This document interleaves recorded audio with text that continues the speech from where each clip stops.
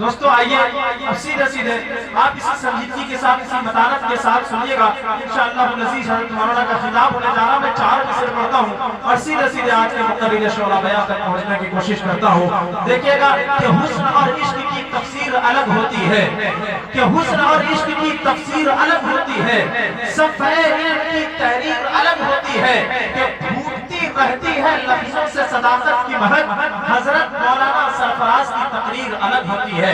مشرب خطابت پر جلوہ افروز مقرر شعرا بیان حضرت العزت حضرت مولانا محمد سرفراز صاحب چترگتی دعوت برکات کو بلا لیا. إن الحمد لله نحمده ونستعينه ونستغفره ونؤمن به ونتوكل عليه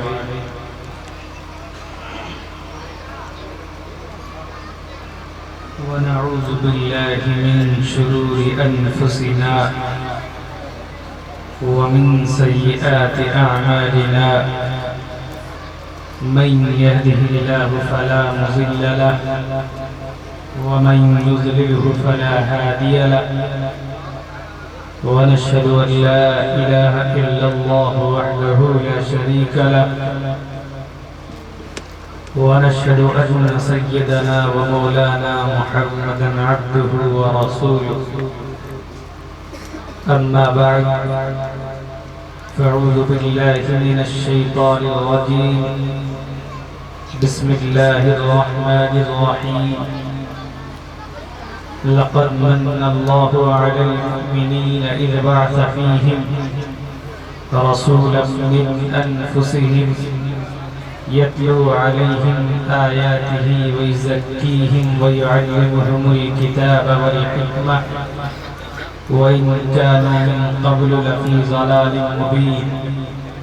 وقال الله تبارك وتعالى في القرآن المجيد يا أيها الذين آمنوا هل أدلكم على تجارة تنجيكم من عذاب أليم. صدق الله العظيم. قال النبي صلى الله عليه وسلم كن عالما أو متعلما أو مستمعا أو محبا لهم ولا تكن الخامس فتهلك أو كما قال عليه الصلاة والسلام. In the name of Allah, the most gracious, the most merciful, all praise and thanks are Allah, Lord of the Alameen, mankind, jinn and all that exists. You honor only that ruling judge, the day of recompense. It means the day of resurrection. You only we worship, you only we ask for her each everything. Guide us to the right path, to the straight way. All praise be to Allah and Cherisher, the sustainer of the worlds. And may the blessings and peace be upon the master of Prophet on earth of his companion, the primary aim of life that has been programmed, recognized. There is nothing but to receive some blessing from Allah subhanahu wa ta'ala. نتس پرتناست یسنام مہدشا شئیک ایک وردیک Eva eco دیوہاں سروبوتی شگوڑہا یدا یدا ہی دھرمسگلانی بھوتی بھارتا اپیدھانم دھرمستداتمانم سرجامہم. اوم پورنمدہا پورنمدم پورنا پورنمدچتے پورنس پورنمدایہ پورنمیواوشیستے. اوم شانتی اوم شانتی اوم شانتی. محترم سامعین اور stage پر معزز و مستند علماء کرام، مہمانان اعزام، سب سے پہلے حق جل مجدہ کا شکر ادا کرتے اور پھر کمیٹی اراکین جلسہ کا شکر ادا کرتے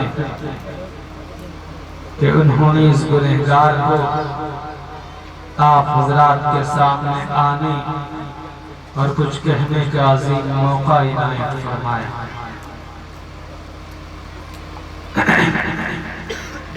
یہ تاریخ کافی پہلے لی گئی تھی،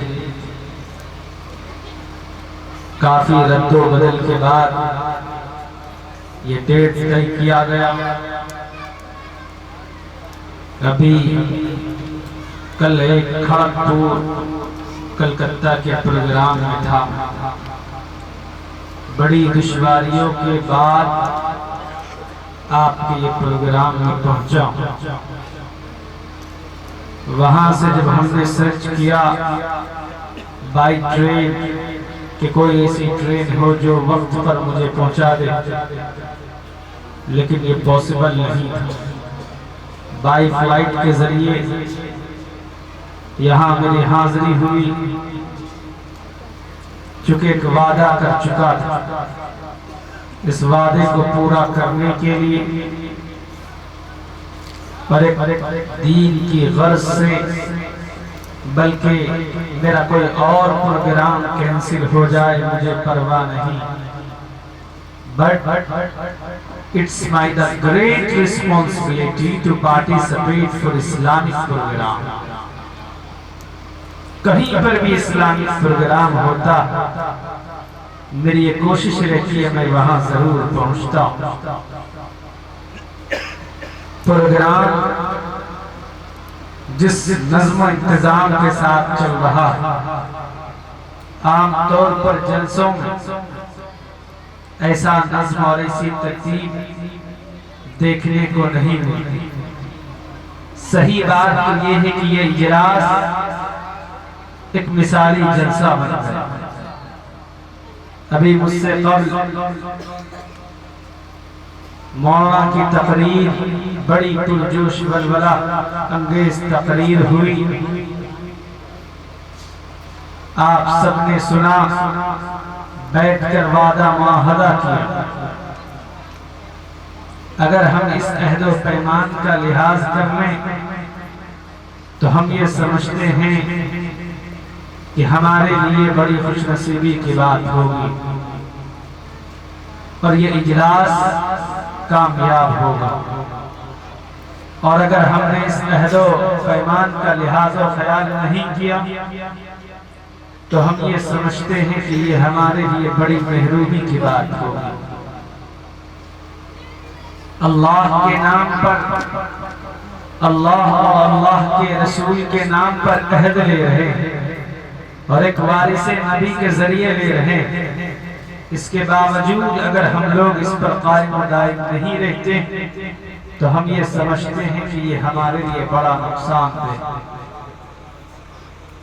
میں نے قرآن کریم کی ایک آیت تلاوت کی، یہ قرآن 1450 سال پہلے اللہ sent down to the earth to teach the people and for all mankind in the world, in entire world۔ دنیا کے تمام انسانوں کے لیے قرآن کریم کو ہدایت بنا کر رب ذوالجلال نے نبی پاک علیہ السلام کے قلب اطہر پر اتارا، اور قرآن نے خود کہا ہدی للناس، یہ لفظ ناس it is Arabic word، it used for all mankind in the world, in entire world۔ تمام انسانوں کے لیے قرآن کریم ہدایت، چاہے وہ کھڑے ہو کر پیشاب کرنے کا جسے طریقہ معلوم نہ ہو، یا ادنا غریب آدمی جسے 2 وقت کی روٹی نصیب نہ ہوتی ہو، کوئی بھی انسان، قرآن کریم سب کے لیے ہدایت۔ یہ دینی پروگرام ہم کرتے، حافظ صاحب، قاری صاحب اور مولانا صاحب آ کر کے یہاں پر دین کی بات کرتے، آپ کو پتا، آپ یہ سمجھتے ہیں کہیں پر بھی جلسہ دستار بندی ہوتا یا کسی حافظ قرآن کے سر پر پگڑی باندھی جاتی ہم یہ سمجھتے ہیں کہ یہ بڑی آسانی کے ساتھ ہو جاتا. میرے بھائیوں آپ اندازہ بھی نہیں کر سکتے کہ کتنی پریشانی اور کتنی دشواریوں کے بعد یہ حافظ قرآن بنتا. کتنی چھڑیاں اور کتنے رحل ٹوٹ جاتے ہیں، کتنے تماچے رکھتے ہیں، کیسی ذلت اور خاری سے گزرنا پڑتا، تب جا کر بچہ حافظ قرآن بنتا. جن کو ہم اور آپ یہ سمجھتے ہیں کہ یار یہ تو حافظ صاحب 35 سے 40 روپے کپڑے میں ملبوس ہو کر جو آپ کو نظر آتے، ٹوپی، سر پر ٹوپی اور بدن پہ لباس، سفید کرتا پائجامہ، ہم یہ سمجھتے ہیں کہ یہ بڑی آسانی کے ساتھ ہو جاتا. آپ کیا سمجھتے ہیں؟ چلو بچے نے محنت کر لی، حافظ قرآن بن گیا. ان کے استاد نے کتنی محنتیں کی، اور رات کو 3 بجے اٹھ کر بچوں کو جگا رہا. ہم اور آپ تو سو رہے ہیں، لیکن وہ فجر سے 1 گھنٹہ قبل، 1 گھنٹہ پہلے وہ بچوں کو جگا رہا. ان کی محنتیں، تب جا کر یہ بچہ حافظ قرآن بنتا. ہم یہ سمجھتے ہیں کہ بچہ چلو استاذ نے محنت کی، بچے نے محنت کی، بچہ حافظ قرآن بن گیا. آپ کو پتا ہے ان کے ذمہ دار نے کتنی قربانی پیش کی ہے. وہ دن کے دن، رات کے رات گھر بار چھوڑ کر دوسرے اسٹیٹ کے اندر، دوسرے صوبے کے اندر جا کر کے وہ مدرسے کے معلمین کی تنخواہوں کا انتظام کر رہے ہیں، وہ بچوں کے کھانے کا انتظام کر رہے ہیں. تب جا کر یہ بچہ حافظ قرآن بنتا. ایک شخص نے مجھ سے کہا کہ مولانا فلاں صاحب نے مدرسہ کھول لیا، اور آپ کو پتا ہے نہ جانے پیسے کن کن جگہوں سے ان کے پاس پیسے آ رہے ہیں، بلڈنگوں کی شکل میں، اور نہ معلوم کن کن چیزوں کی بنیاد پر پیسے آ رہے ہیں. ہم نے کہا کہ اشارہ مت کیجئے، ذرا کھل کر بتائیے کیا کہنا چاہتے ہیں. 5 آدمیوں کے پیٹ کو پالنے کے لیے تو حلال و حرام کی بات کرتے ہیں، اور جہاں پر 200-400 بچے کے کھانے کا انتظام کرنا، ذرا تصور کیجئے کتنا مشکل ہوتا ہوگا. کہنے لگا حضرت وہ میرا مسئلہ نہیں. میں نے کہا میرا مسئلہ نہیں، یہی مسئلہ ہر آدمی کا ہے. وہ چند گنے چنے مٹھی بھر لوگ ہوتے ہیں جن کے تعاون سے ادارہ چلتا ہے، اور ان سے بڑی تعداد تان و تشنیع اور تنقید میں لگی رہتی ہے.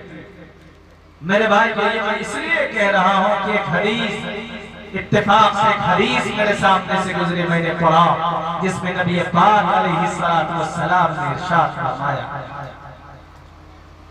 نبی پاک علیہ السلام نے کہا کن عالما او متعلما او مستمعا او محبا لهم ولا تكون الخامسة. اے لوگو عالم بن جاؤ. اسی روایت کو، اسی حدیث کو بیہقی نے جو دوسری جگہ نقل کیا ہے بڑے صاف لفظوں میں کہا، فرمایا نبی پاک علیہ السلام نے کہ لوگوں عالم بن جاؤ. اور آگے فرمایا اگر عالم نہیں بن سکتے، 50 سال 60 سال کی عمر ہو گئی ہے، عالم نہیں بن سکتے تو طالب علم تو بن سکتے ہو، او متعلما، طالب علم تو بن سکتے ہو، جاؤ جا کر کے پڑھو مدرسہ زینت القرآن میں، اور سیکھو قرآن مجید اور اللہ کا کلام. 60 سال کی عمر ہو گئی، 70 سال کی عمر ہو گئی، عالم نہیں بن سکتے، کم سے کم طالب علم تو بن سکتے ہو. آگے فرمایا اگر طالب علم بھی نہیں بن سکتے، آگے فرمایا او مستمع، ان سے محبت کرنے والے بن جاؤ. اگر یہ بھی نہیں کر سکتے تو آگے فرمایا او محبا لهم، ان سے محبت کرنے والے بن جاؤ.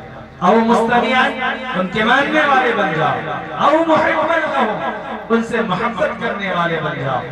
نبی پاک علیہ السلام نے ارشاد فرمایا اگر یہ 4 نہیں بن سکتے، یہ زبان ہے، زبان رسالت صادق و مصدوق، وَأُوتِيتُ الْعِلْمَ الْأَوَّلِينَ وَالْآخِرِينَ، جس جسے حضرت آدم علیہ السلام سے لے کر قیامت تک کے علوم جسے دے دیے گئے ہو، وہ آج سے اظہار کرتے ہوئے فرماتے ہیں اگر 4 نہیں بن سکتے، 5واں بنو گے تو ہلاک ہو جاؤ گے۔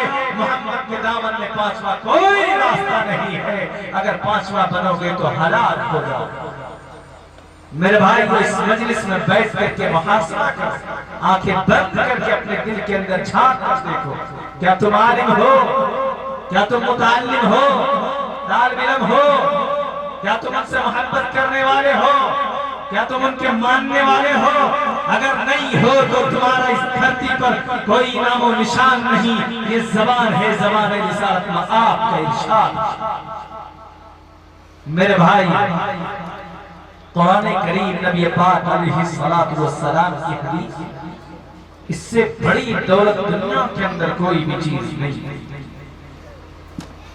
یہ ایک ایسی دولت ہے کہ اس دولت کے ذریعے سے ہم اپنی منزل طے کر سکتے ہیں، ہم اپنی بہترین جگہ کو ڈھونڈ سکتے ہیں، ہم اپنی جنت کو سنوار سکتے ہیں۔ خدا کو پہچاننے کا طریقہ قرآن اور حدیث، خدا کی یاد میں ڈوبنے کا ایک طریقہ، ایک راستہ قرآن مجید۔ لوگوں میں یہ اس لیے کہہ رہا ہوں کہ بہت سارے لوگ مایوس ہوتے جا رہے ہیں۔ لوگ سمجھتے ہیں کہ مدارس اسلامیہ صرف تفقہ فی الدین کا ذریعہ، مدارس اسلامیہ در حقیقت دین اور ملت کے حفاظت کے مراکز۔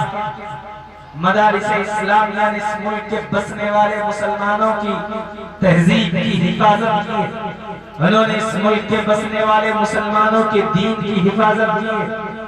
مجھے بولنے کی اجازت دو تو میں کہوں، مدارس اسلامیہ اگر نہ ہوتے تو یہ ملک آزاد نہ ہوتا، مدارس کے علماء نہ ہوتے تو ہندوستان کی آزادی نہیں ہو پاتی۔ 30,000 علماء کرام نے اپنی گردنیں کٹا دی اس ملک ہندوستان کی آزادی کے لیے، اور 50,000 سے زیادہ علماء نے سولیوں پر لٹک کر کے جام شہادت کو نوش کیا۔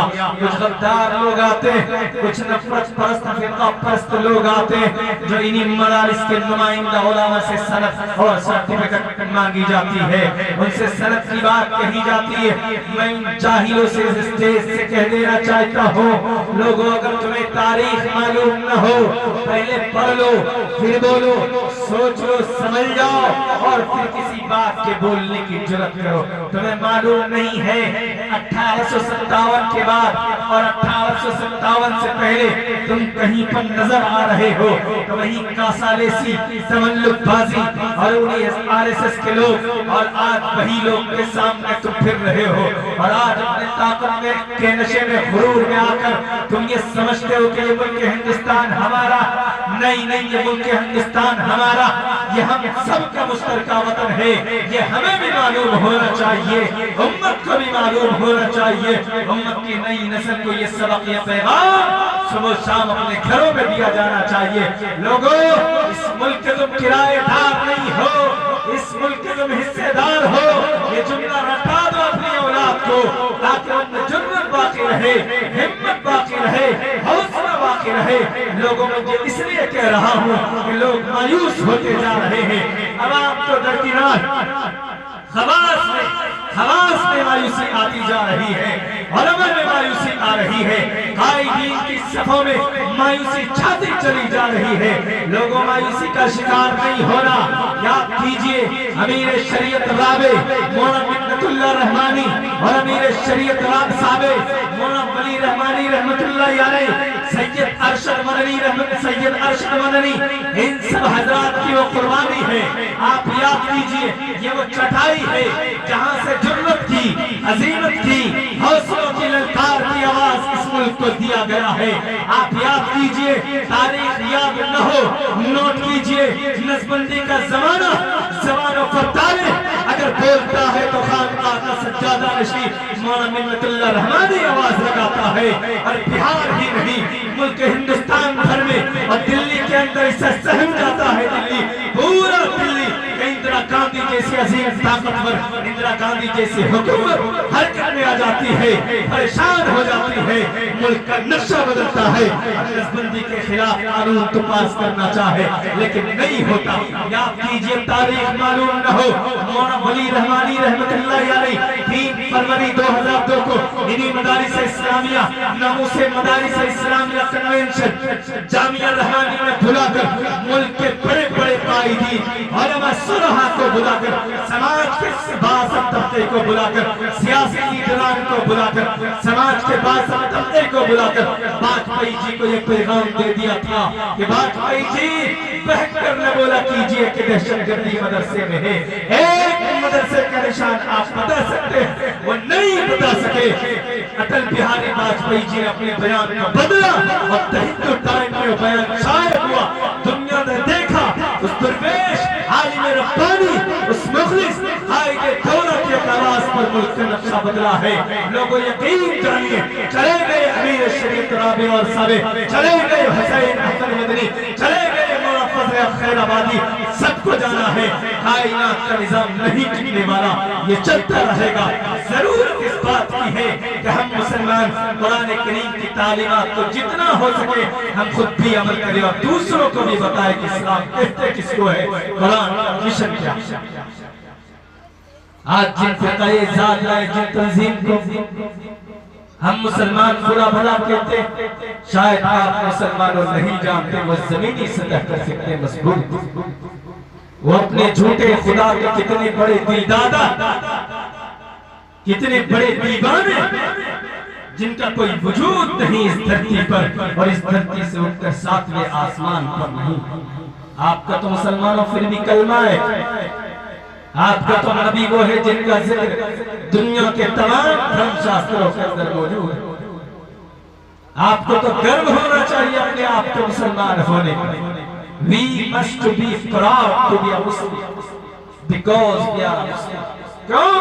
ہمارا قرآن ہمارے سامنے، ہمارا نبی ہمارے سامنے، ان کی پوری زندگی ہمارے سامنے، تو ہمیں تو گرو ہونا چاہیے، ہمیں تو صحیح منزل مل رہی ہے، ہمیں تو جنت جانے کا طریقہ اللہ تبارک و تعالی نے قرآن مجید میں بتا دیا، تو ہم جنت کیسے جا سکتے ہیں؟ پورا طریقہ ہر چیز کو بتا دیا، لیکن کچھ لوگ ہیں جو مدارس کے اوپر قرآن کریم کے اوپر ایلیگیشنز لگاتے ہیں، کچھ لوگ ہیں جو کوشش کر رہے ہیں کہ مدارس بند کر دیے جائیں، مدارس کے اندر تالے لگا دیے جائیں۔ کہاں تھا آسام کے منسٹر نے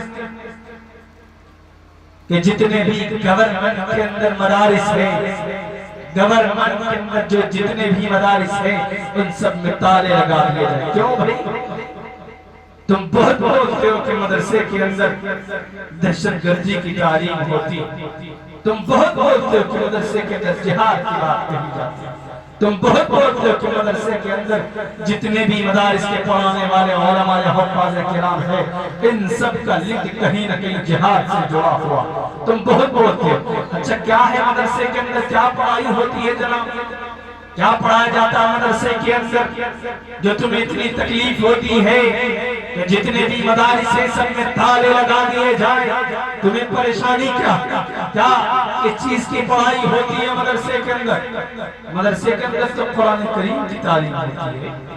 آپ قرآن کریم کو کھولیں گے اور صفحہ پڑھیں گے، پہلے صفحے میں الحمدللہ رب العالمین، کیا مطلب؟ What is the meaning of this ayah؟ کیا مطلب ہے اس میں؟ تمام تعریفیں اللہ کی، قرآن کا پہلا صفحہ، تمام تعریفیں اللہ کے لیے جو تمہارے پیٹ میں درد ہونے لگتا۔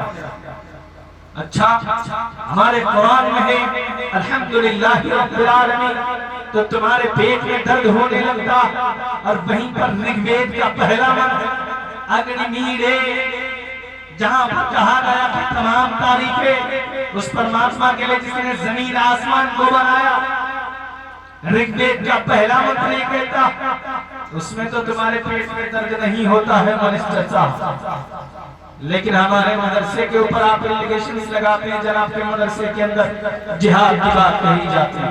تمہارے گرنتھوں میں جو لکھا ہوا اسی چیز وہی تو ہمارے قرآن کے اندر لکھا, اس میں تو تمہیں کوئی اعتراض نہیں ہے جناب.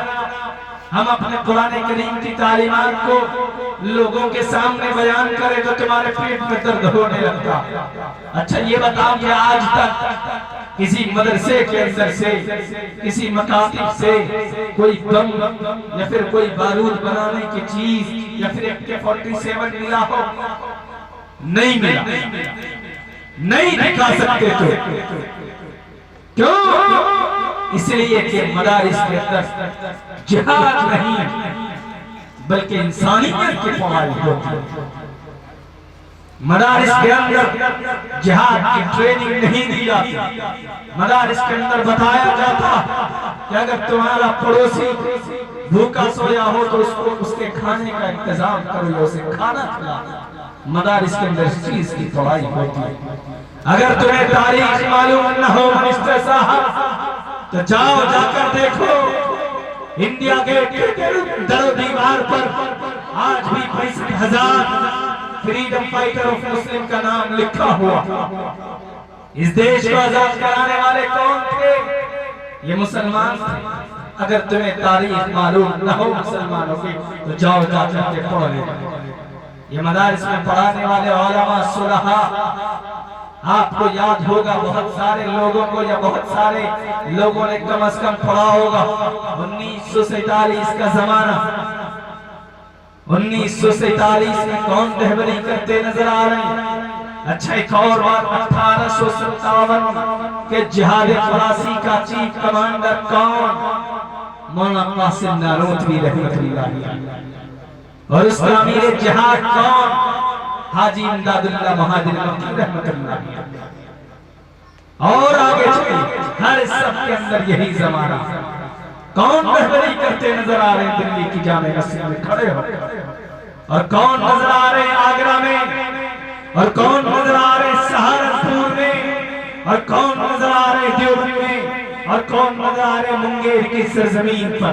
مختلف مقامات میں علماء کرام نظر آ رہے ہیں. اور تم کہیں پر نظر آتے ہو تو وہی انگریزوں کی غلامی کرتے ہوئے نظر آ رہے ہو. وہی انگریز جو 1947 سے پہلے اپنی چال چلی تھی جنہوں نے وہی چال تم آج چل رہے ہو.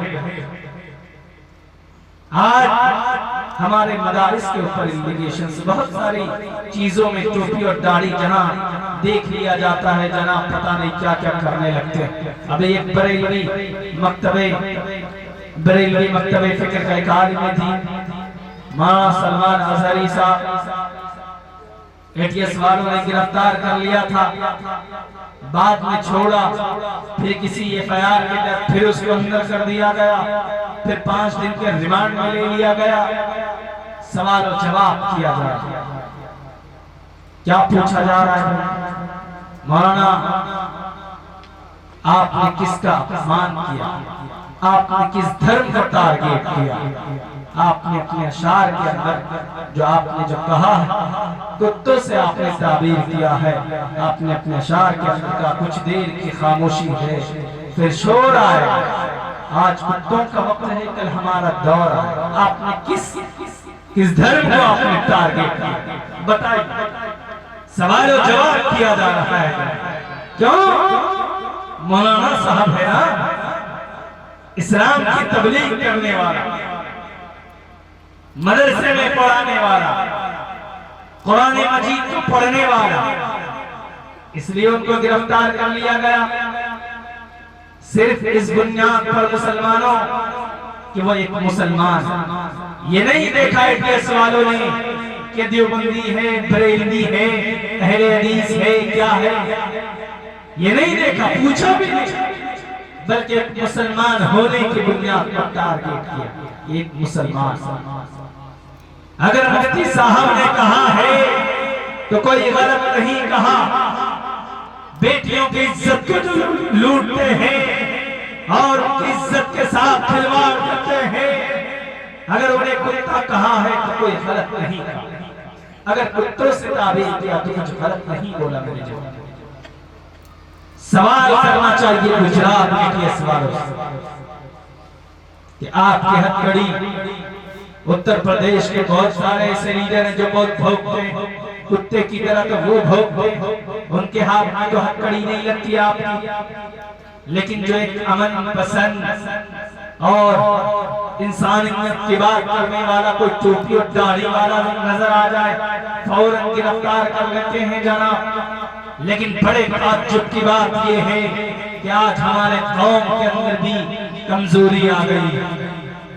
آج ہماری تنظیمیں، جتنی بھی تنظیمیں، بہت ساری تنظیمیں الحمدللہ، لیکن یہ جتنی ساری تنظیمیں ہیں اور ان کے بھی جتنے سربراہ ہیں جو بڑی بڑی گاڑیوں میں گھومتے ہیں جناب، ایئر کنڈیشن کمروں کے اندر رہتے ہیں، لیکن جب قوم کو ایک کرنے کی بات آتی ہے تو دو دو الگ الگ پلیٹ فارم پر بٹ جاتے ہیں۔ کوئی صدر بننا چاہتا ہے، کوئی سیکریٹری بننا چاہتا ہے، قوم بھاڑ میں جائے کوئی فرق نہیں پڑتا۔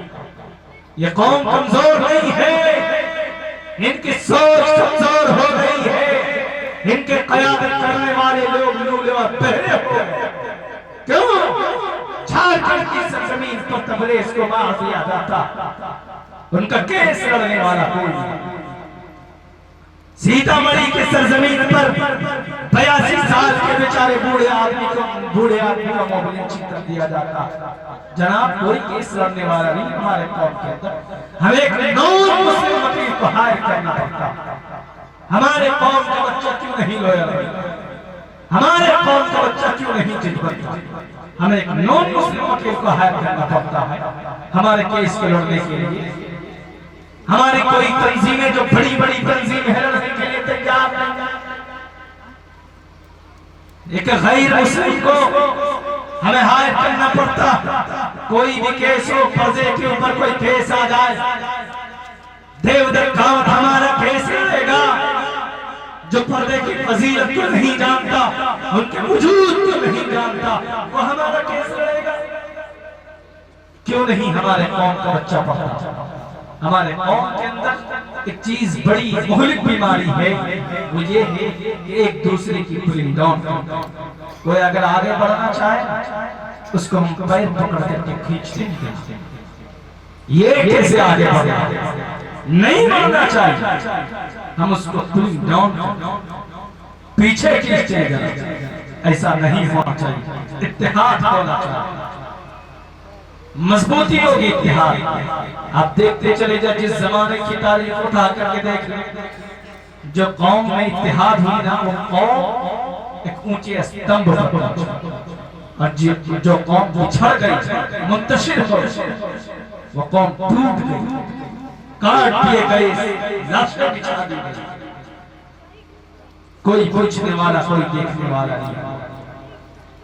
علماء نے ہی اس ملک کی سیادت و قیادت کی ہے، یہ آپ کے ذہن میں ہونی چاہیے۔ 1866 کے اندر دارالعلوم دیوبند کی بنیاد رکھی گئی، مولانا قاسم نانوتوی نے بنیاد رکھی۔ کچھ عرصہ گزر گیا، گزرتا چلا گیا، جب بنیاد رکھی اور ایک چراغ جلا، اور اس چراغ کی لو سے ملک ہندوستان ہی نہیں، برما، افریقہ، کینیڈا، چائنا، جاپان، اٹلی اور دنیا بھر کے گوشے گوشے میں نظام پھیلا اور پھیلتا چلا گیا۔ اس کو ذہن میں رکھنے کی ضرورت ہے۔ عرصہ گزرتا چلا گیا، ادھر تحریک کا معاملہ چل رہا، شیخ الہند سے اپنے پابندی نہیں کر پا رہے تھے، جس کی وجہ سے اس وقت کے جو محترم تھے مولانا احمد صاحب، ان کی طرف سے سختی ہوئی تو شیخ الہند نے کیا کہا تھا؟ شیخ الہند نے کہا تھا مجلس کو جمع کر کے، جس کو تاریخ دارالعلوم نے محفوظ کر لیا تھا، فرمایا سنو میرے استاد مولانا قاسم نانوتوی رحمت اللہ علیہ نے مدرسے کی جو بنیاد ڈالی ہے، وہ اس لیے ڈالی ہے کہ 1857 کی جہاد شاملی کی ناکامی کی تلافی کے لیے ایک ایسا ادارہ قائم کیا جائے جہاں کے پڑھنے اور پڑھانے والے ہندوستان کو آزاد کرانے کی سپاہی بن۔ اور پھر آپ نے دیکھا پہلا شاگرد شیخ الہند پیدا ہوتا اور ریشمی رومال کی تحریک چلاتا، وہ تحریک خلافت چلاتا۔ ان کے شاگردوں میں مولانا عبید اللہ سندھی، یہاں سے لے کر کے افغانستان تک پہنچتے ہیں اور ان کے شاگردوں میں مولانا منت اللہ رحمانی اور پوری کھیت جو تیار ہوتی ہے 1947 میں تو باقی نہیں تھے لیکن انہی حضرات کی محنتوں کی وجہ سے یہ ملک ہندوستان آزاد ہوا۔ حاجی امداد اللہ مہاجر مکی رحمت اللہ علیہ فرماتے ہیں کہ ہندوستان کے اندر لوگ کہتے ہیں کہ ہم نے دارالعلوم دیوبند قائم کیا، ہم نے مدرسہ بنایا۔ حاجی امداد اللہ مہاجر مکی ہجرت کر کے چلے گئے، فرمایا ہندوستان کے اندر دارالعلوم دیوبند ہزار بزرگوں کی دعاؤں کا نتیجہ ہے۔ دارالعلوم دیوبند اس لیے قائم ہوا تاکہ وہاں کے دین کی حفاظت کی جا سکے، وہاں کے مسلمانوں کی تہذیب کی حفاظت کی جا سکے۔ اس لیے مسلمانوں مدرسے کو مضبوط کرنا، کیسے مضبوط کرنا؟ چندوں سے مضبوط کرنا، بچوں سے مضبوط کرنا۔ اگر ہم نے مدرسے کو مضبوط نہیں کیا، چندوں سے مضبوط نہیں کیا، بچوں سے مضبوط نہیں کیا، تو یاد کیجئے سمرقند اور بخارا کی تاریخ کو اٹھا کر پڑھ لینا، جہاں پر بیٹھ کر امام بخاری شریف لکھا کرتے تھے۔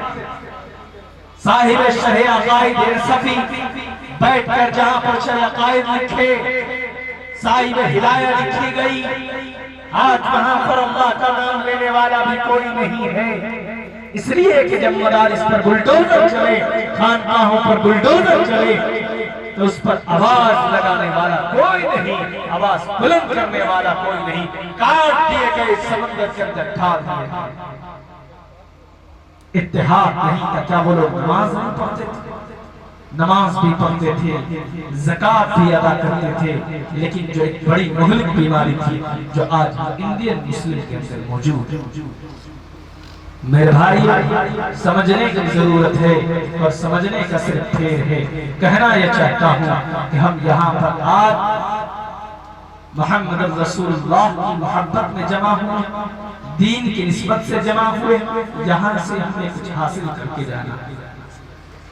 اگر ہم یہاں پر بیٹھ کر اسلام کی بات کرتے ہیں، تبلیغ کی بات کرتے ہیں، تو کسی کو اعتراض نہیں ہونا چاہیے، کسی کے پیٹ میں درد نہیں ہونا چاہیے، اس لیے کہ ہمارا سمویدھان یہ کہتا اگر کوئی آپ کے اوپر اعتراض کر دے کہ مولانا آپ تبلیغ کی بات کرتے ہیں، آپ قرآن کی بات کرتے ہیں، آپ یہ نہیں کر سکتے، آپ اس کو جواب دیں، آپ اس کو بتانا کہ آپ یہ سمجھتے ہیں کہ صرف میں حافظ صاحب ہوں، میں مولانا صاحب ہوں، آپ نہیں جانتے تو جاؤ جا کر کے پڑھو ہندوستان کا سمویدھان جس کا ڈاکٹر بھیم راؤ امبیڈکر نے لکھا، 5-7 لوگوں کی ٹیم نے مل کر کے اس کو لکھا۔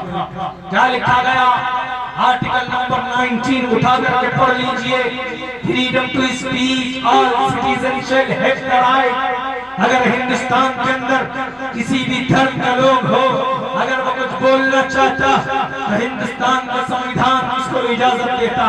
کوئی اگر اپنے مذہب کے بارے میں پرچار کرنا چاہتا، دعوت دینا چاہتا، کسی کو بھی دعوت دے سکتا ہے، یہ ہندوستان کا سمویدھان کہتا۔ ہندوستان کے سمویدھان کا دفعہ نمبر 25 کہتا ہے freedom of conscience, manifestation and practice and propagation to the religion۔ اگر کوئی انسان اپنی مرضی سے اسلام کو قبول کرنا چاہے، اپنے دھرم کا پرچار کرنا چاہے، اسلام کی تبلیغ کرنا چاہے، قرآن کے پیغام کو دوسروں تک پہنچانا چاہے، وہ پہنچا سکتا ہے، وہ اسلام کی بات کر سکتا ہے۔ کیوں؟ ہندوستان کا سمویدھان اجازت دیتا ہے، کوئی مائے کلال روک نہیں سکتا۔ اگر کوئی ہمارے مدارس کو بند کرنے کی بات کرے گا، اگر کوئی کوشش کرے گا کہ ہم مدارس کو بند کر دیں گے، اگر کوئی کوشش کرے گا کہ ہم مدارس کے اندر تالے لگا دیں گے، تو اس کا بھی علاج ہے ہمارے پاس۔ کیسا علاج؟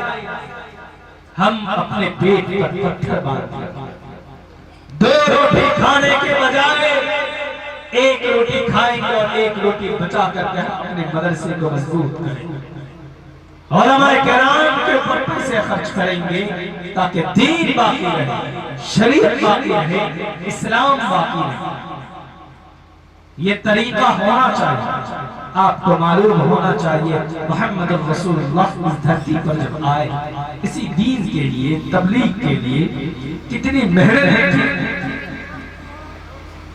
آپ جانتے ہیں۔ نبی پاک علیہ السلام کی پوری زندگی آپ بخوبی جانتے ہیں۔ آپ علیہ السلام کی آمد سے پہلے مکہ المکرمہ میں پوری برائی آئی،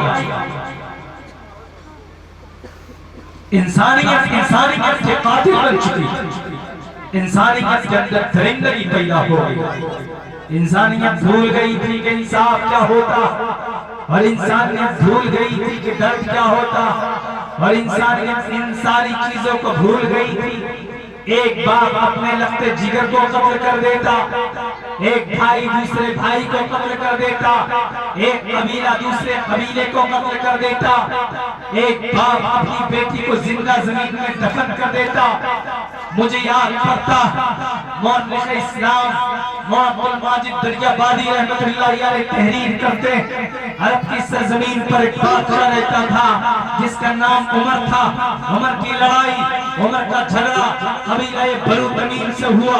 قبیلہ بنو تمیم کے انسانوں نے، عمر کے انسانوں نے، قبیلہ بنو تمیم کے انسانوں نے عمر کے کسی آدمی کو قتل کر دیا۔ بادشاہ غصے میں آتا، بادشاہ جلال میں آتا کہتا ہے کہ میں جب تک بنو تمیم کے 100 انسانوں کو قتل نہیں کر دیتا اس وقت تک میں چین سے نہیں بیٹھوں گا۔ بادشاہ اپنے فوجی کو لے کر اکٹھا ہوا اور گاؤں میں داخل ہوا۔ گاؤں کے لوگوں کو پتہ چل گیا تھا، گاؤں کے سارے لوگ بھاگ گئے، عورتیں بھی بھاگ گئی، بچے بھی بھاگ گئے، بوڑھے بھی بھاگ گئے، گاؤں کے تمام لوگ بھاگ گئے، ایک بھی شخص موجود نہیں تھا۔ بادشاہ کے جو کارندے تھے بادشاہ سے کہا بادشاہ سلامت، یہاں پر تو کوئی بھی موجود نہیں ہے۔ ایک کارندہ تھا، اس نے کہا کہ بادشاہ سلامت یہاں پر ایک بوڑھی موجود ہے۔ بادشاہ نے کہا یہ بوڑھی ہے تو کیا فرق پڑتا، اس کو اٹھاؤ اور میرے پاس لے کر کے آؤ۔ بوڑھی کو پکڑا گیا۔ میرے بھائیو ذرا سننا، اور محمد رسول اللہ کی آمد سے پہلے ظلم کی انتہا دیکھو، ظلم و بربریت کی انتہا دیکھو۔ محمد رسول اللہ کی آمد سے پہلے ظلم کا ننگا ناچ دیکھو۔ محمد رسول اللہ کی آمد سے پہلے دیکھو مکہ المکرمہ میں کتنی برائی عام ہو چکی تھی۔ بادشاہ نے کہا ارے بوڑھی ہے تو کیا فرق پڑتا، میرے سامنے لے کر کے آؤ۔ لایا گیا، کہا کہ آگ کا گولا تیار کیا جائے۔ آگ کا گولا تیار کیا گیا، آگ کا لاوا تیار کیا گیا۔ جب اس کی لپٹیں آسمان سے باتیں کرنے لگی، بادشاہ نے کہا ارے بوڑھی کو پکڑو اور جلدی بھی آگ کے حوالے کر دو۔ بوڑھی نے دست بست عرض کیا بادشاہ سلامت، میرا تو کوئی قصور بھی نہیں ہے، میں تو اس کے خاندان سے بھی تعلق نہیں رکھتی، میرا تو کوئی قصور نہیں ہے۔ بادشاہ سلامت میں تو بوڑھی ہوں، میں آپ کے لمبی عمر کے لیے دعائیں کروں گی۔ بادشاہ سلامت مجھے چھوڑ دیا جائے۔ بادشاہ نے کہا ارے بوڑھی ہے تو کیا فرق پڑتا، اسے پکڑو اور جلتی ہوئی آگ کے حوالے کر دو، اسے پکڑو اور جلتی ہوئی آگ میں جلا دو۔ بادشاہ کے کارندہ، بادشاہ کا جو کارندہ وہ اٹھا، بوڑھی کو پکڑا اور جلتی ہوئی آگ میں کے حوالے کر دیا۔ بڑھیا کی چیخیں فضا میں بلند ہوئی اور بوڑھی ہمیشہ ہمیشہ کے لیے خاموش ہو گئی۔ یہ وہ ظلم تھا، یہ وہ کردار تھا جو نبی کی آمد سے پہلے مکہ المکرمہ میں برائی پھیل چکی تھی، برائی عام ہو چکی تھی۔ ظلم یہیں تک نہیں ہے میرے دوستو، ظلم یہیں تک نہیں ہے، ظلم اور آگے بڑھتا ہے، ظلم اور آگے جنم لیتا ہے۔ ایک مسافر آتا، مسافر نے گھوم کر کے دیکھا کہ آگ چل رہی، آگ چل رہی۔ مسافر نے دور سے آگ کو جلتے ہوئے دیکھا، مسافر بھوکا تھا، بھوک سے توق رہا تھا۔ مسافر کی بھوک کی شدت میں مسافر کو آنے پر مجبور۔ مسافر واپس آتا، آ کر کے دیکھتا کیا ہے کہ آگ جل رہی۔ بادشاہ کا جو کارندہ تھا مسافر کو پکڑتا اور مسافر کو پکڑنے کے بعد بادشاہ کی خدمت میں حاضر کرتا اور کارندہ کہتا کہ بادشاہ سلامت، پوچھو مسافر آیا ہے، ان کے آنے کا مقصد کیا ہے، ذرا پوچھو تو صحیح۔ بادشاہ نے پوچھا مسافر تو یہاں کیوں آیا، تیرے آنے کا مقصد کیا ہے؟ مسافر نے کہا بادشاہ سلامت میں تو مسافر ہوں اور میں 3 دن سے بھوکا ہوں، میری بھوک کی شدت نے مجھے یہاں آنے پر مجبور کر دیا بادشاہ سلامت، ورنہ میں نہیں آتا۔ بادشاہ نے کہا ارے مسافر ہے تو کیا فرق پڑتا، اسے بھی پکڑو اور چلتی ہوئی آگ کے حوالے کر دو۔ مسافر نے دست بستہ عرض کیا، مسافر نے کہا کہ بادشاہ سلامت میں تو مسافر ہوں، اور مسافر کی مہمان نوازی کرنا یہ انسانیت کا فرض ہے، مسافر کی مہمان نوازی کرنا یہ انسانیت کا فرض ہے۔ کیا کہا بادشاہ؟ بادشاہ کہتا ہے مسافر ہے تو کیا فرق پڑتا، پکڑو، ارے پکڑو اور چلتی ہوئی آگ کے حوالے کر۔ مسافر کو پکڑا گیا اور جلتی ہوئی آگ کے حوالے کر دیا گیا۔ یہ وہ کردار، یہ وہ ظلم تھا جو نبی کی آمد سے پہلے پورے مکہ المکرمہ جزیرۃ العرب میں یہ برائی پھیل چکی ہے۔ مجھے یاد پڑتا محمد رسول اللہ آئے، آمنہ کے لختے جگر آئے، مظلوموں کو انصاف ملا، مظلوموں کی سسکیوں کا مداوع پیش کیا گیا۔ محمد رسول اللہ آئے، محمد نے کہا ابو بکر بھی اسی صف میں کھڑا ہوگا، بلال جو حبشے کا غلام ہے وہ بھی اسی صف میں کھڑا ہوگا، اور بھی دیگر لوگ سب ایک صف میں کھڑے ہوں گے۔ محمد رسول اللہ آئے، اونچ نیچ، ذات پات برادری کو ختم کر دیا گیا۔ کوئی بھی ذات اور برادری کے نام پر بڑا نہیں ہوتا، اللہ تبارک و تعالیٰ نے اس کو بڑا بنا دیا ذات کی بنیاد پر نہیں، میرے بھائی عمل کی اور کردار کی بنیاد پر آدمی بڑا بنتا۔ میرے بھائی محمد رسول اللہ تبلیغ کا کام شروع کرتے، محمد رسول اللہ 40 سال کی عمر ہوتی، آپ علیہ السلام کو تاج نبوت ملتی، آپ علیہ السلام نے تمام لوگوں کو اکٹھا کیا۔ آپ کی امانت داری کو دیکھ کر، آپ کی صداقت کو دیکھ کر لوگوں نے کہا کہ یہ تو امین ہے، یہ تو صادق ہے، یہ تو امانت دار ہے، ارے یہ جو کہتا ان کی ایک ایک لفظ سچی، ان کی آواز پر لبیک کہو۔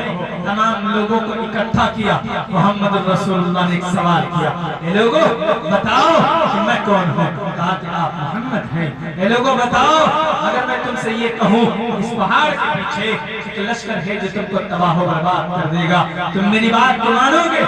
سب نے ایک سوال ہو کر کے کہا اے محمد آپ تو امین ہیں، آپ تو صادق ہیں، آپ کے خلاف جو جائے گا you can't success in this world، وہ دنیا میں قیامت تک کامیاب نہیں ہو سکتا۔ اے محمد آپ حکم تو کرے۔ محمد رسول اللہ نے کہا کہ پھر سنو، لا الہ الا اللہ محمد رسول اللہ، کلمہ طیبہ لا الہ الا اللہ پڑھ لو، تم جنت میں چلے جاؤ گے، تمہاری دنیا بن جائے گی، تمہاری آخرت سنور جائے گی۔ ایک شخص وہاں پر کھڑا ہوتا ہے، محمد رسول اللہ کو پتھر مارتا ہے، محمد رسول اللہ کو گالیاں دیتا ہے، کہتا ہے تو مجھے اس لیے یہاں پر بلایا ہے میرے 360 خداؤں کی توہین کی جا سکے، میں تمہاری بات کو نہیں مانتا۔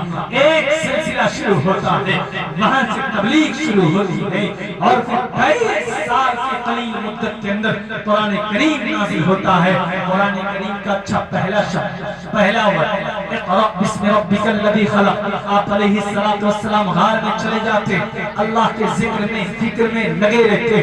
اچانک حضرت جبرائیل کی آمد ہوتی ہے، حضرت جبرائیل نے کہا اقرأ پڑھو، کہا میں نبی قاری میں پڑھو و نہیں، کہا اقرأ پڑھو، دوسری مرتبہ کہا، تیسری مرتبہ کہا، تب آپ علیہ السلام نے کہا اقرأ بسم ربک الذی خلق۔ آپ کو یہ بات معلوم ہونی چاہیے، آپ کو میرے نوجوانوں تاریخ کے اوپر بھی آپ کا ریسرچ ہونا چاہیے، محمد رسول اللہ کی سیرت کو کھنگال کر آپ کو پڑھنا چاہیے، محمد رسول اللہ کی جیونی کے اندر کیا لکھا، محمد رسول اللہ کے اوپر جو قرآن نازل کیا گیا اس کا پہلا شعر اقرأ پڑھو، پڑھنے کی تعلیم دی گئی۔ ذرا سوچنے کی بات ہے ہمارے سماج کے اندر ہمارا جوان کیا کر رہا ہے، ہمارا بچہ کیا کر رہا ہے۔ آج ہمارے قوم کے اندر تعلیم نہ ہونے کی بنیاد پر ہمارے حقوق کو دبایا جاتا ہے، ہمارے حقوق کو لوٹا جاتا ہے، ہماری عزت کو پامال کیا جاتا ہے۔ میرے بھائی بہر گئے، ادھر جانا نہیں چاہتا، بتانا یہ چاہتا ہوں محمد رسول اللہ کے اوپر قرآن نازل کیا گیا۔ محمد رسول اللہ دوڑتے ہوئے گھر آتے، حضرت خدیجہ الکبریٰ سے کہتے میں تو تباہ ہو جاؤں گا، برباد ہو جاؤں گا۔ I am not able to explain what happened with me. میں بتا نہیں سکتا میرے ساتھ کیا ہوا۔ کہا ڈونٹ وری، گھبرانے کی ضرورت نہیں، اس لیے کہ آپ کیا کرتے، آپ ننگوں کو کپڑا پہناتے، آپ بھوکوں کو کھانا کھلاتے، ڈونٹ وری، گھبرانے کی ضرورت نہیں ہے۔ میرے بھائیو، محمد رسول اللہ نے تبلیغ کا کام شروع کیا، لیکن کچھ شر پسند لوگ، کچھ نفرت پرست لوگ، فرقہ پرست لوگ محمد رسول اللہ کے مشن کو مٹانا چاہتے تھے۔ وہ چاہتے تھے کہ محمد رسول اللہ جو تبلیغ کر رہے ہیں ان کو ختم کر دیا جائے، ان کا نام و نشان مٹا دیا جائے، نعوذ باللہ محمد رسول اللہ کو ختم کر دیا جائے، یہ پلاننگ کی جاتی ہے۔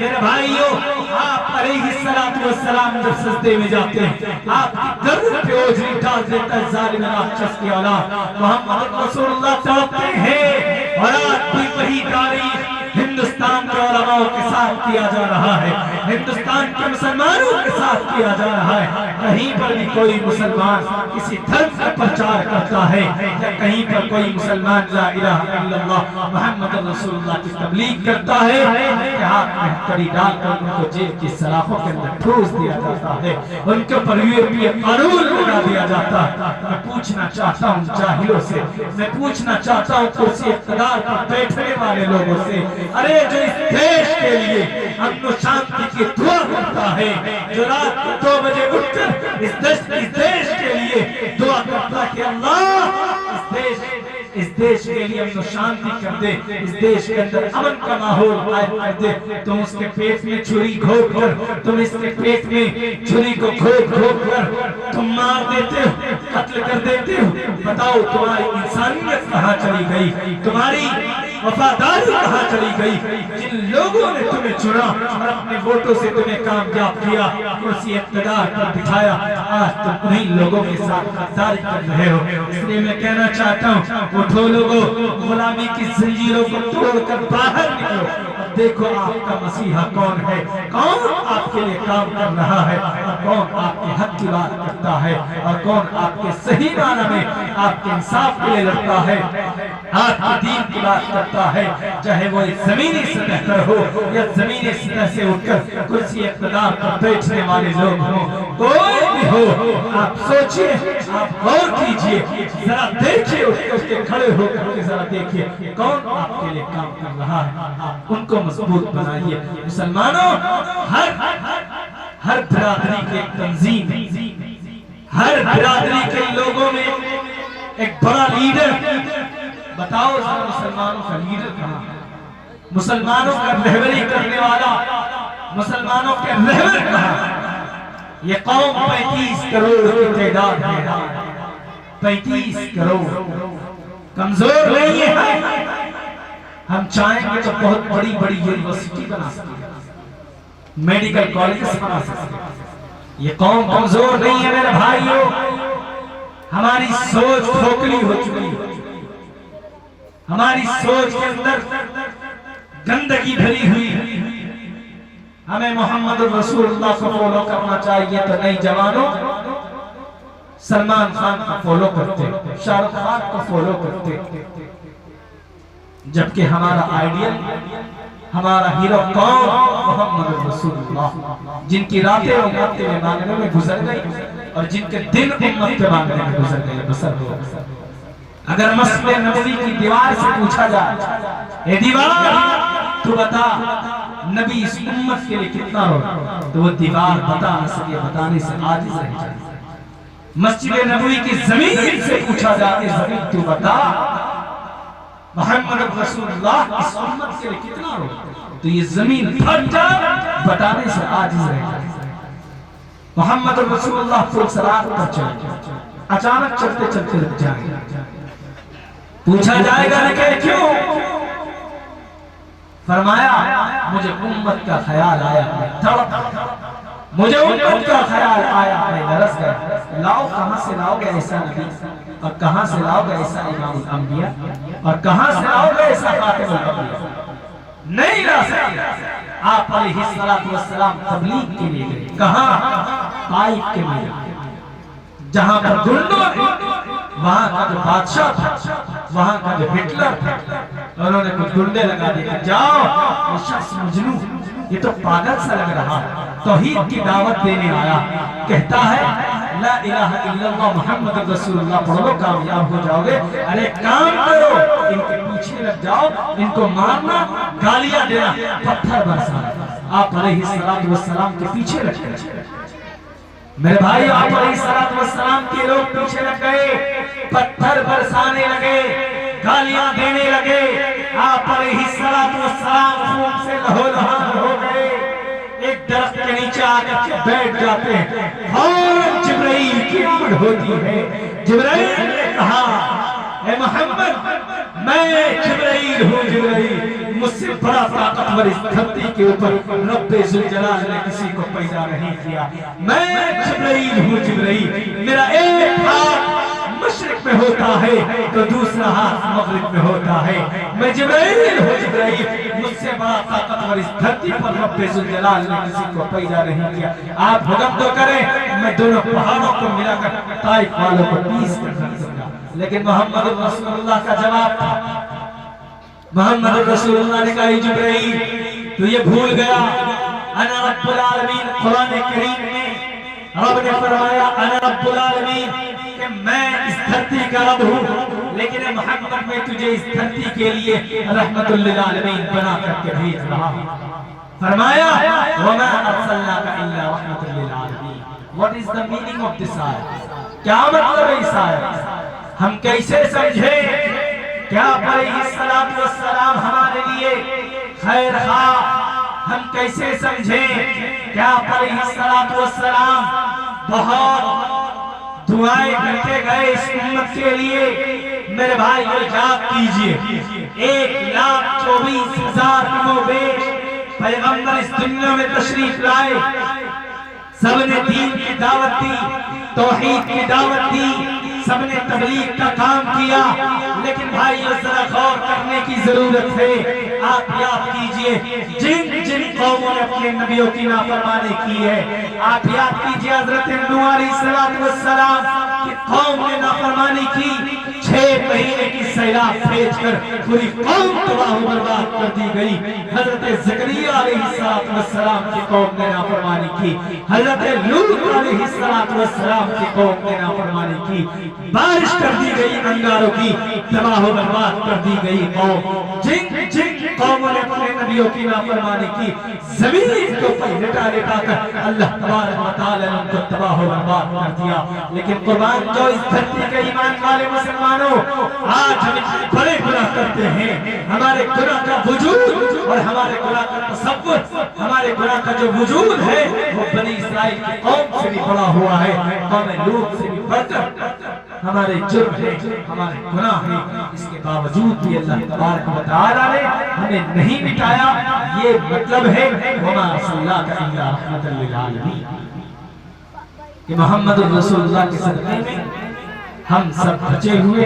آپ علیہ السلام نے دعا کی تھی اے اللہ میری امت کو بیک وقت اجتماعی طور پر ہلاک مت کر, ختم مت کر. آپ علیہ السلام کو کیا منہ دکھاؤ گے جوانوں؟ آج ہم کو نبی کے لیے بڑے بڑے دعوے کرتے کہ ہم محمد رسول اللہ کے پیغام, اور جو لوگ کہتے ہیں کہ ہم صحیح ہیں باقی سب غلط ہے, تو ایک بات یاد رکھنا, کوئی اللہ کی طرف سے تمہارے لیے فیصلہ نہیں ہوا. جو اپنے آپ کو کہتے ہیں کہ ہم ہی صحیح ہیں, I am going to the right way, میں صحیح راستے پر ہوں. We are going to the right way, ہم صحیح راستے پر ہیں. And you are going to the very very wrong way, تم غلط راستے پر جا رہے ہو. تو ایک بات یاد رکھنا, اللہ کی طرف سے فیصلہ نہیں کیا گیا کہ تم ہی صحیح ہیں. ہم سب کو قرآن پر عمل کرنے کی ضرورت ہے, حدیث پر عمل کرنے کی ضرورت ہے. میں نے احکم الحاکمین کے کلام کی ایک آیت شروع میں اور نبی پاک علیہ السلام کی حدیث پڑھی. قرآن کریم میں رب ذوالجلال کہتا, میں نے ایک آیت کریمہ پڑھی, لقد من اللہ علی المؤمنین اذ بعث فیہم رسولا من انفسهم يتلو عليهم آياته ويزكيهم ويعلمهم الكتاب والحکمہ. اس آیت کریمہ کا مطلب رب نے کہا کہ ہم نے زمین کو پیدا کیا احسان نہیں، ہم نے آسمان کو بلندی دی آسمان کو پیدا کیا احسان نہیں جتلایا، ہم نے زمین کے زمینات کو پیدا کیا احسان نہیں جتلایا، ہم نے 1,24,000 پیغمبر کو بھیجا احسان نہیں جتلایا، ہم نے دنیا میں کتنے ہزار مخلوق کو پیدا کیے احسان نہیں جتلایا، لیکن جب ہم نے محمد رسول اللہ کو پیدا کیا تو احسان جتلایا. اور کہاں جتلایا؟ اس قرآن میں جو ساری کائنات کی ہدایت کا قائل، اور اس قرآن میں جس کا ایک لفظ سچا ہے، اسے قرآن میں رب ذوالجلال کہتا ہے لقد من اللہ علی المؤمنین اذ بعث فیہم. تحقیق کہ ہم نے محمد رسول اللہ کو اس دھرتی پر بھیج کر مومنین کے درمیان میں احسان. کتنا بڑا احسان ہے نبی پاک علیہ السلام.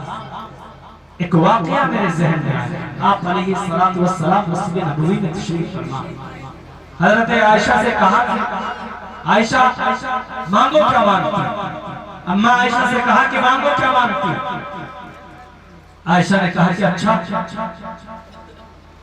آپ اجازت دے تو میں اپنے ابا سے مشورہ کر کے آ جاؤں. کہا کہ ٹھیک ہے جاؤ. گئی اپنے ابا کے پاس دوڑتی. حضرت ابو بکر صدیق کہنے لگی کہ ابا محمد رسول اللہ بہت خوش ہے. فرمایا کہ مانگو عائشہ کا مانگتی ہو. کیا مانگے؟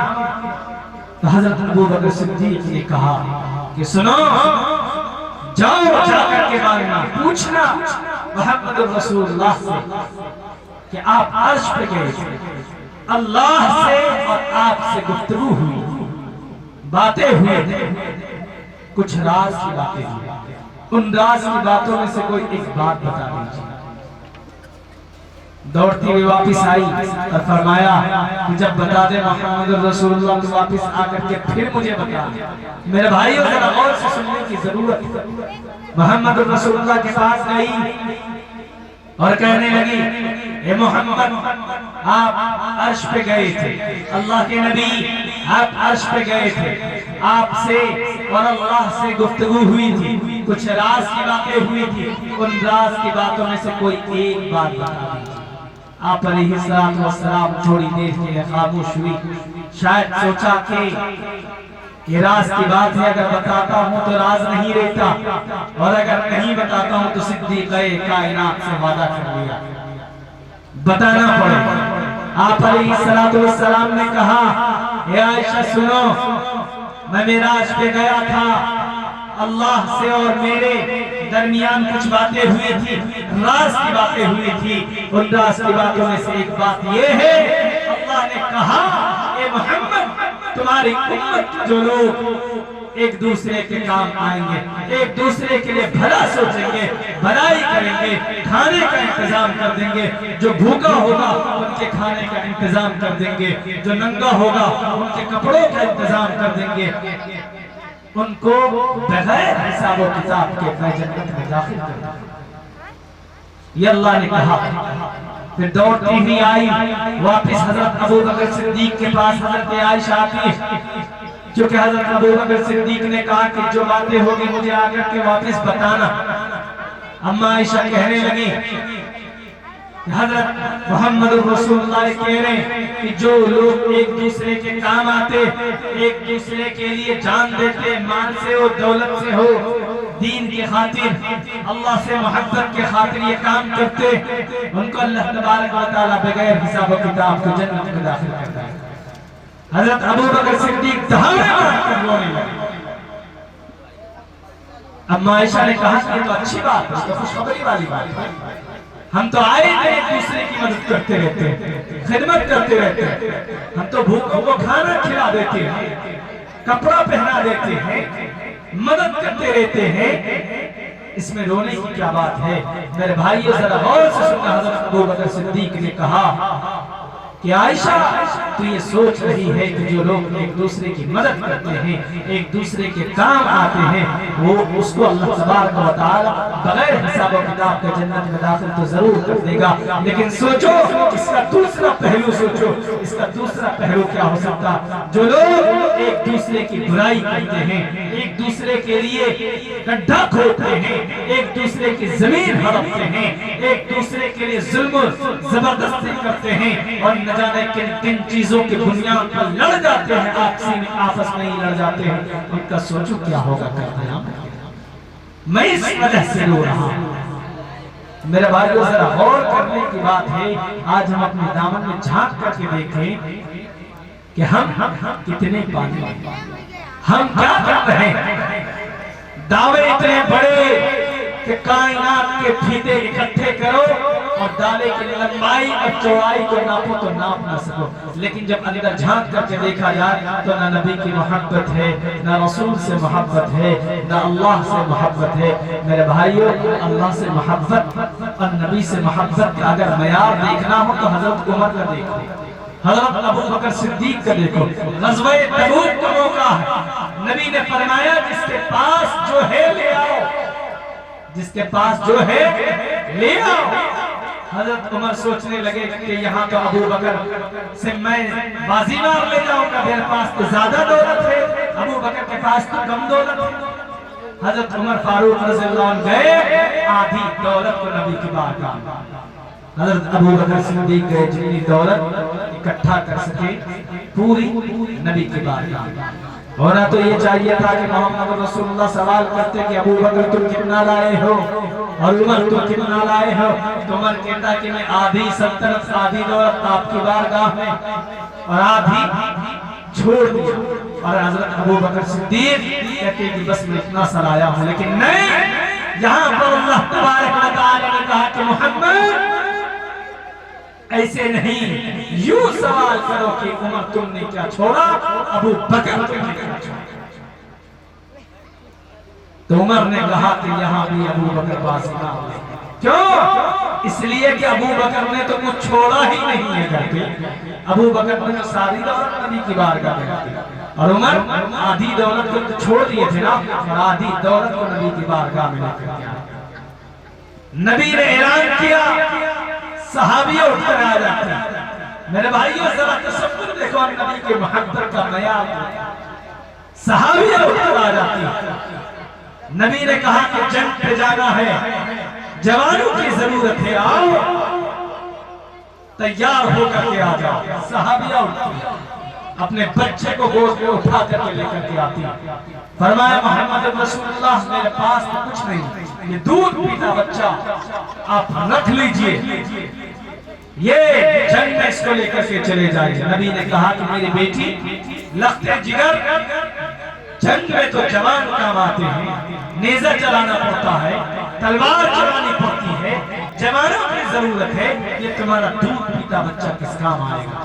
میرے بھائی ذرا غور سے سنو، صحابیہ کا جواب سنو۔ صحابیہ فرماتی ہے محمد رسول اللہ، یہ اللہ کے نبی میں جانتی ہوں، یہ میرا بچہ جو ہے تیر بھی نہیں چلا سکتا، تلوار بھی نہیں چلا سکتا، نیزہ بھی نہیں سنبھال سکتا، لیکن یہ بچہ میں اس لیے دے رہی ہوں کہ آپ اس بچے کو ڈھال کے طور پر اپنے پاس رکھ لیں، اگر دشمن کی جانب سے آنے والا تیر آپ کے سامنے کی جانب سے آئے تو میرے بچے کو سامنے کی جانب کر دے، اگر بائیں جانب سے آئے تو میرے بچے کو بائیں جانب کر دے، اگر داہنے جانب سے آئے تو میرے بچے کو داہنے جانب کر دے، تاکہ دشمن کی طرف سے آنے والا ہر تیر میرے بچے کے جسم میں پیوست ہو جائے اور آپ کا جسم اطہر بچ۔ یہ نبی کی محبت کا معیار۔ آج ہم نبی کا نام لیتے ہیں، بڑے بڑے دعوے کرتے ہیں میرے بھائیوں، لیکن جب 5 وقت نماز کی بات آتی ہے تو فجر میں سوتے رہتے ہیں، ظہر میں کہیں چلے جاتے ہیں، عصر میں تو پتہ نہیں کیا کرنے لگتے ہیں، اور مغرب کی نماز تو یوں ہی چلی جاتی ہے، عشاء سے پہلے کھانا کھا کر سو جاتے ہیں۔ یہ نبی سے محبت ہے۔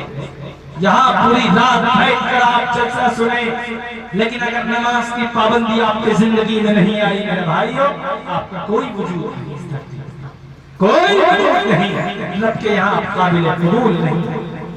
لاکھ مدد کریں کسی کی، لاکھ آپ جو ہے قربانی پیش کریں، لیکن اگر نماز آپ کی زندگی میں نہیں ہے میرے بھائیو، کل قیامت کے دن کیا منہ دکھاؤں؟ میدان محشر میں نبی پاک علیہ السلام اپنا چہرہ پھیر لیں گے، جام کوثر کا پیالہ ہاتھ میں لیے ہوئے ہوں گے، دور سے ہی دیکھتے ہوئے نظر کو پھیر لیں گے وہ۔ کیوں؟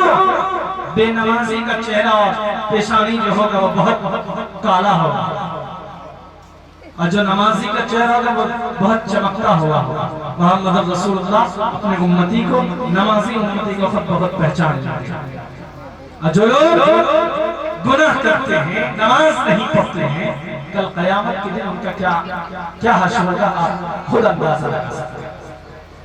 جنت میں جانے کی خواہش تو بہت، جنت میں جانے کی خواہش تو بہت ہے، لیکن جنت میں جانے والا جو عمل ہونا چاہیے، جو کردار ہونا چاہیے ہماری زندگی کے اندر، وہ نہیں ہے، وہ نہیں ہے ہماری زندگی کے اندر۔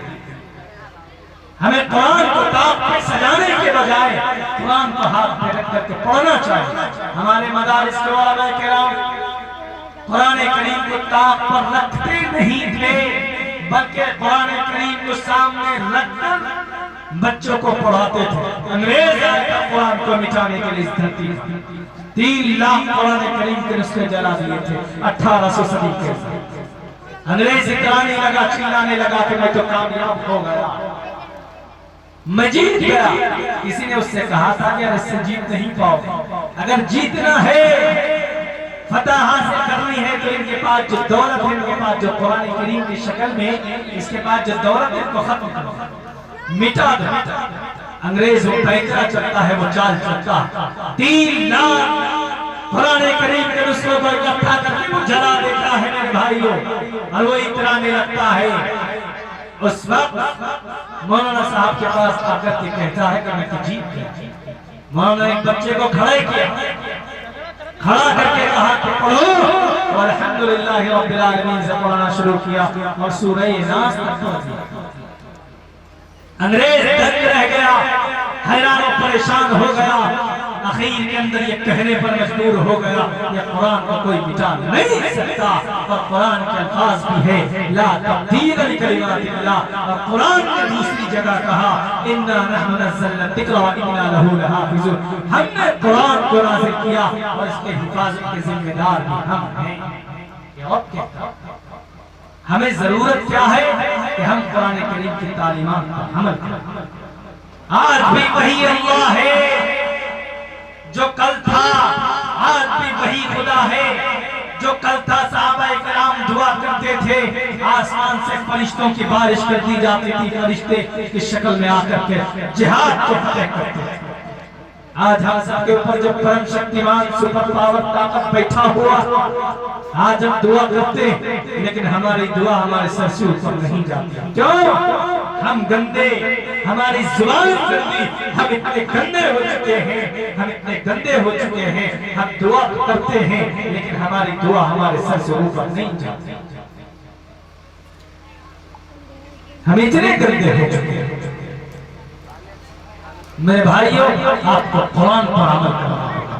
قرآن نے کہا ان الصلاۃ تنہی عن الفحشاء والمنکر، کہ بے شک نماز بے حیائی کو روکتی ہے۔ اشکال پیدا ہوتا ہے کہ مولانا نماز پڑھتے ہیں لیکن بے حیائی سے رک نہیں پاتے، بے حیائی ہو جاتی ہے، برائی ہو جاتی ہے، جبکہ قرآن کا ایک ایک لفظ سچا۔ اس کی تشریحات کئی مفسرین کرام نے لکھا، فرمایا کہ ہماری نماز کے اندر کمی ہوتی ہے، کوتاہی ہوتی ہے، جس کی بنیاد پر ہماری جو نمازی ہوتی ہے وہ کمزور ہو جاتی ہے، جس کی بنیاد پر ہم سے گناہ ہوتا ہے۔ اگر صحیح معنی نبی سے محبت اور نماز کو صحیح دل سے اخلاص کے ساتھ اگر ہم پڑھیں گے تو یہ دنیا بھی ہمارے لیے کامیاب ہے اور آخرت بھی ہمارے لیے کامیاب ہے۔ کریں گے 2 کام، ہمارے مدرسے کو بند کرنے کی بات آئے گی، ہم مضبوط کریں گے مدرسے کو۔ میرے بھائیو، اگر مدارس میں تالے لگا دیے جائیں، بچوں کو علماء کرام کو مدرسہ جانے سے روک دیا جائے، تو ایک بات آپ سے کہنا چاہتا ہوں، چند سال گزرنے نہیں پائیں گے، ہماری لاشیں سڑکوں پر ہوں گی، کوئی نماز جنازہ پڑھانے والا نہیں ہوگا۔ اللہ تبارک و تعالیٰ کے پیدا کرنے کا مقصد، تمام انسانوں کا اللہ تبارک و تعالیٰ نے پیدا کیا، یہ دنیا امتحان کا، یہ امتحان کی جگہ، ہم جتنی محنت کریں گے اتنی ہمیں کامیابی ملے گی، ہم جتنا قرآن کے اوپر عمل کرنے کی کوشش کریں گے، محمد رسول اللہ کی باتوں پر عمل کرنے کی کوشش کریں گے، اتنا ہمارا رزلٹ بڑھنا ہے۔ نماز پڑھیں گے انشاءاللہ، ہاتھ کھڑے کر کے بولیے سب، نماز کی پابندی کریں گے، ہاتھ کھڑے کر کے بولیے کون کون جمعے کی دن نماز پڑھے گا؟ ہاتھ کھڑا کیا؟ صرف جمعہ کے دن نماز پڑھنا ہے نا، کیونکہ اللہ تبارک و تعالیٰ آپ کو صرف جمعہ ہی کے دن کھانا کھلاتا ہے۔ ذرا سوچنے کا مقام ہے میرے بھائیوں، اللہ نے آنکھیں دی، دل دیا، ہاتھ دیے، دو پیر دیے، اللہ نے زبان دی، اللہ نے آنکھیں دی، کیسے اللہ کا شکریہ، کیسے اللہ کا احسان بھلا پاؤ۔ ایک واقعہ مجھے یاد آتا ہے، کسی بیرونی ملک کے اندر کسی شخص کے ہاتھ میں آپریشن، تو آپریشن ہوا، آپریشن ہونے کے دوران وہ دل کا آپریشن تھا، ہاتھ کا آپریشن تھا، اس کو نکال کر کے کچھ دیر کے لیے باہر رکھا، کچھ دیر کے باہر رکھ دیا۔ باہر رکھنے کے بعد وہ آپریشن واپس سے اندر ڈالا گیا اور آپریشن کیا گیا، آپریشن سکسیس ہے۔ وہ انسان آپریشن کے بعد رونے لگا، فرمایا ارے کیوں رو رہے ہو؟ کہا کہ کچھ دیر رکھا باہر تو 10 لاکھ روپے ڈاکٹر نے لے لیا۔ ہمارا اللہ کتنا غفور الرحیم ہے، کتنا غفور الرحیم ہے، جو پوری زندگی رکھتا ہے لیکن 1 روپے نہیں۔ ذرا سوچنے کا مقام ہے میرے بھائیو، ہم اور آپ اس دھرتی پر امن و شانتی کے ساتھ ہمیں رہنا چاہیے، چاہے وہ اس دیش کا کوئی بھی ہو، اس دیش کا کسی بھی دھرم کا کوئی بھی شخص ہو، ہمیں مل جل کر کے اس دیش کے اندر ہمیں رہنا چاہیے۔ آپ کو تاریخ معلوم ہونی چاہیے، میرے جوانوں، ہندو اور مسلمان یہ سب ایک جگہ جمع ہوئے تھے، تب جا کر ملک ہندوستان آزاد ہوا تھا، یہ تاریخ معلوم ہونی چاہیے۔ اگر ایک طرف بھگت سنگھ کو پھانسی کے پھندے پر لٹکا دیا گیا تھا تو دوسری طرف ڈاکٹر اشفاق اللہ خان کے جسم کے 3 ٹکڑے کر دیے گئے تھے۔ تو پھر یہ کون لوگ ہیں جو کہتے ہیں ہندو ہندوستان، ملا بھاگو پاکستان، ان کے مدرسوں کے اندر دہشت گردی کی ٹریننگ ہوتی ہے؟ یہ کون لوگ ہیں؟ یہ وہی فرقہ پرست لوگ ہیں جو ہندو اور مسلمانوں کے بیچ میں نفرت بونے کا کام کرتے ہیں، جو ہندو اور مسلمانوں کی سینکڑوں پرانی دوستی کو منٹوں سیکنڈوں کے اندر ختم کر دینا چاہتے ہیں۔ ورنہ آج بھی ہمارے بڑے بھائی ہیں، ہم ان کو بڑا بھائی مانتے ہیں، ہمارے جو ہندو بھائی ہیں، لیکن ذرا سوچنے کا مقام ہے، کچھ غدار لوگ ہیں اس دیش کے اوپر جو ہندو اور مسلمانوں کو لڑانا چاہتے، کیوں؟ تاکہ ان کی کرسی باقی رہے، ان کی کرسی بچی ہوئی رہے، ان کے لڑانے کی وجہ سے ہمارے اندر جو نفرت ہوئی ہے وہ اسی بنیاد پر ہوئی ہے کہ کچھ غدار لوگ آ گئے کرسی اقتدار پر جو ہندو مسلمانوں کو 2 راستے پر بانٹ دیا انہوں نے، ان کو ہمیں ختم کرنا، مل جل کر کے ختم کرنا ہے میرے بھائی۔ ہمارے قرآن میں جو لکھا ہے وہی تو آپ کے گرنتھوں کے اندر لکھا ہے میرے بھائیوں۔ یہ گرو جی جو آپ کے گرو جی ہیں میرے بھائیوں، جو ہندو بھائیوں کے گرو جی ہیں وہ آپ کو بتاتے نہیں۔ ہمارے قرآن میں لکھا قل هو اللہ احد اللہ الصمد لم یلد ولم یولد، ہمارا کلمہ ہے لا الہ الا اللہ محمد رسول اللہ۔ آپ کے بھی گرنتھوں کے اندر میرے بھائیوں یہی چیز ہے، آپ کے گرنتھوں کے اندر لکھا گیا ایک ہوتی وہاں سربھوتیش گوڑا. کچھ لوگ اعتراض کرتے ہیں, کچھ نفرت پرست لوگ جو ہندو اور مسلمانوں کے بیچ میں نفرت بولنے کا کام کرتے ہیں. وہ کیا کہتے ہیں, کہہ رہے ہیں کہ محمد رسول اللہ 1450 سال پہلے آئے تھے, وہ صرف ایک خدا کو مانتے ہیں اور ہمارے خداؤں کی توہین کرتے ہیں. یہ بول بول کر ان کے بیچ ان کے دلوں کے اندر نفرت بولنا چاہتے ہیں. میں کہتا ہوں میرے ہندوستان کے میرے ہندو بھائیوں, ایک بات یاد رکھنا, یہ جتنے بھی لوگ بولنے والے ہیں یہ غلط بولتے ہیں, اس لیے کہ ہمارے محمد رسول اللہ 1450 سال پہلے ضرور آئے. ان کا ذکر صرف قرآن میں نہیں, حدیث کی کتابوں میں نہیں. میرے بھائیوں, میرے ہندوستان ہم سب کا ملک ہے, ہندو کا بھی ہے, سکھ کا بھی ہے, عیسائی کا بھی ہے. یہ گدے پر بیٹھنے والے جن کے مائنڈ کے اندر ہندوتوا بھرا ہوا, جن کے مائنڈ کے اندر یہ بھرا ہوا ہے کہ کیسے ہندو اور مسلمانوں کو دو الگ الگ پلیٹ فارم کے اندر بانٹا جائے. ورنہ حقیقت میں اگر آپ صحیح اور ٹھنڈے دماغ سے سوچیں تو آپ کو پتا چلے گا کہ ہندو اور مسلمانوں میں صحیح معنی میں تو کوئی دشمنی ہے ہی نہیں. یہ کرسی اقتدار پر بیٹھنے والے لوگ جو ہمیں لڑا رہے ہیں, یہ کیا کہتے ہیں, دونوں کو لڑا کر یہ خود راج کرنا چاہتے ہیں, اپنی گدے کو بچانا چاہتے ہیں. کہتے ہیں آئی ایم سپر پاور طاقت, آئی ایم سپر پاور طاقت آف انڈیا, میں ہندوستان کا سب سے بڑا طاقتور انسان. ایک بات یاد رکھنا, اگر تم نے ظلم کیے, تم نے زبردستی کی, تم نے لوگوں کے اوپر اتیاچار کیا, تو یہ صرف ہمارا قرآن نہیں کہتا بلکہ تمہارے گرنتھوں کے اندر بھی لکھا ہے, یدا یدا ہی دھرمسگلانی بھوتی بھارتا ابھیوتھانم دھرمستداتمانم سرجامہم, کہ اگر تم نے لوگوں کو, مجبوروں کو, لاچاروں کو اگر تم نے مارا اپنے کرسی اقتدار کو بچانے کے لیے, تو کل قیامت کے دن شری کرشن جی تم سے پوچھیں گے کہ ہم نے تو خون بہانے کی اجازت نہیں دی, ہم نے تو کسی کو گالی تک دینے کی اجازت نہیں دی, اور تم اپنے کرسی کو بچانے کے لیے تم نے لاکھوں لوگوں کو قتل کروا دیا. شری کرشن جی پوچھیں گے, اگر کوئی مسلمان ایسا کرتا ہے تو محمد رسول اللہ کا قیامت کے دن پوچھیں گے کہ ہمیں تو طائف کے میدان کے اندر خون سے لہو لہان کر دیا گیا تھا, لیکن تب بھی نہ ہم نے ظلم کو اپنانے کی اجازت دی, نہ ظلم کو بڑھانے کی اجازت دی, بلکہ ہم نے انسانیت کی بات کی. تم نے کیوں ظلم کو بڑھایا؟ اگر کوئی مسلمان ہے تو نبی پاک علیہ الصلوۃ والسلام پوچھیں گے, اگر کوئی ہندو ایسا کرتا ہے اپنے کرسی کو بچانے کے لیے تو ان سے شری کرشن جی پوچھیں گے. شری کرشن جی کہیں گے کہ میں تو دنیا کے اندر اچھے اچھے کام کرتا تھا, لوگوں کے بھلائی کے لیے بہت ساری چیز کی ہم, لیکن تم نے میرے نام کو بدنام کیا, تم نے میرے نام پر لوگوں کا قتل کروا دیا, تم نے میرے نام پر ہندو اور مسلمانوں کی یکتا کو تم نے برباد کر دیا. سنو, تمہیں نرک میں جانا پڑے گا, اور فرمایا تمہیں نرک میں جانا پڑے گا, تمہیں جہنم میں جانا پڑے گا. اچھا ایک بات ہے, ہمارا کلمہ لا الہ الا اللہ محمد رسول اللہ, کہ ہم نہیں ہے کوئی معبود سوائے اللہ کے, اور محمد رسول اللہ کے بندے اور اس کے رسول ہیں. اگر یہ ہمارا کلمہ ہے تو ہمارے ہندو بھائیوں کا بھی کلمہ ہے.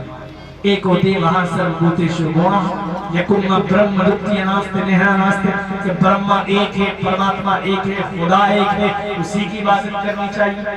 پھر کون ہے یہ لوگ جو آپ کے دماغ کے اندر نفرت کے بول بولتے کہ ان سے بات کرنا, یہ ٹوپی اور داڑھی والے یہ دہشت پھیلانے کا کام کرتے ہیں. میرے ہندوستان کے میرے ہندو بھائیوں, ہم سب آپس میں ایک ہیں, ہمیں پہچاننے کی ضرورت ہے اس شخص کو جو ہم دونوں کو لڑانا چاہتے ہیں. ضرورت اس بات کی کہ اس دیش کے اندر, اس دیش کو اگر ترقی میں لانا چاہتے ہو تو سب کو مل جل کر ایک پلیٹ فارم پر آنا پڑے گا, مضبوط بننا پڑے گا, تب جا کر یہ دیش ترقی کرے گا اور اس دیش میں لوگ ترقی کریں گے. ہمارے دیش کے اندر ٹیلنٹ کی بھی کمی نہیں ہے میرے جوانوں, بڑے بڑے لوگ ہیں اس دیش کے اندر, اور کہتے ہیں کہ مدرسے کا پڑھا لکھا کیا کر سکتا.